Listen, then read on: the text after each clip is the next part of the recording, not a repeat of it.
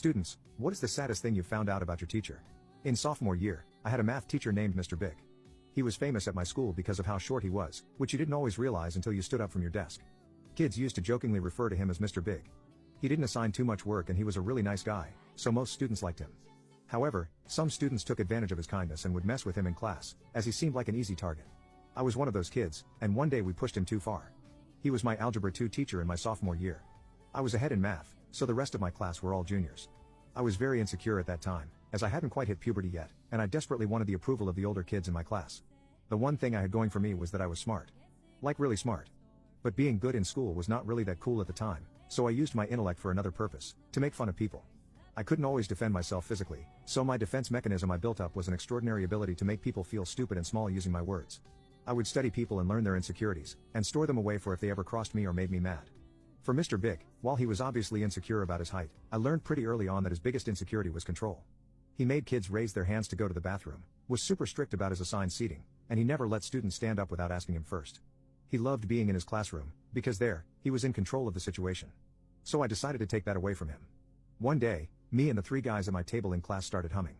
We hummed as low as we possibly could, which made it impossible for Mr. Big to tell where it was coming from. At first, he laughed, and said, "Okay, very funny. Can whoever is doing that please stop so we can continue with the lesson?" We stopped for a few minutes, but then we started up again. Now Mr. Big was agitated. He whipped around, trying to catch the culprits, but he couldn't tell because we made sure to keep normal expressions as we hummed.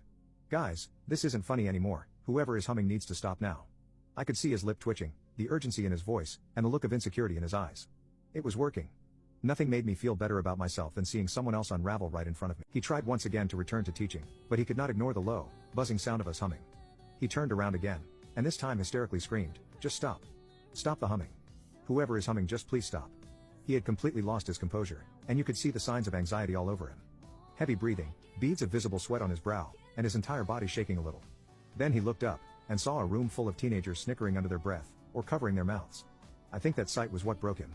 In an instant, the layers of protection he had been building up his entire life were stripped away, and the parts of himself he hated the most were bare for everyone to see. Then he started crying. Why? Why doesn't anyone take me seriously?